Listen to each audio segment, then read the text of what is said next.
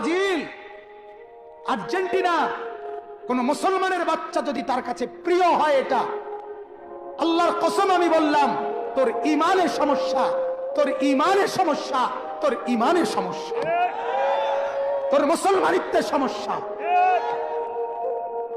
মনে রাখো যুবক, মুসলমানের বাচ্চা যদি হও, একটা ছেলেও যদি বুঝো, ব্যাটকাইও না, ছাগলে ব্যাটকায়, নাফরমান ব্যাটকাইও না, অসভ্যের মতো ব্যাটকাইও না। ব্যাটকানের লেগে বলছি না, হাসার জন্য বলি নাই বেটা। ব্রাজিলের খেলোয়াড় কি তোমার বাপ? ব্রাজিলের সমস্ত খেলোয়াড় বেঈমান। বেঈমান কিনা? কথা বলেন না কেন? ব্রাজিলের খেলোয়াড় কাফের, আর্জেন্টিনার খেলোয়াড় কাফের। কাফের কেমনে মুসলমানের প্রিয় হয়? কোন মুসলমানের বাচ্চা কাফের নাম নিয়ে শিক্ষারে কেমনে? কথা বলেন না কেন? ব্রাজিলের খেলোয়াড় জীবনে কোনোদিন তোমার জন্য ভাবে নাই, আর্জেন্টিনার খেলোয়াড় তোমার জন্য কোনোদিন ভাবে নাই। ওরা বেঈমান।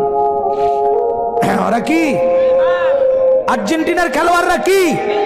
ব্রাজিলের খেলোয়াড়রা কি? বেঈমান ইমানদারের বন্ধু হইতে পারে না, বেঈমান ইমানদারের প্রিয় হইতে পারে না। কোন ইমানদার যার কলিজার ভিতরে ঈমান আছে, সে বেঈমানের লাঠির কারণে লাফ মারতে পারে না, ফাল মারতে পারে না। তুই মুসলমান বেটা, তুই ইমানদার। হৃদয়ে আর্জেন্টিনা, হৃদয়ে ব্রাজিল, এটা মুসলমানের বাচ্চা বলতে পারে না। হৃদয়ে কাবা, হৃদয়ে মদিনা।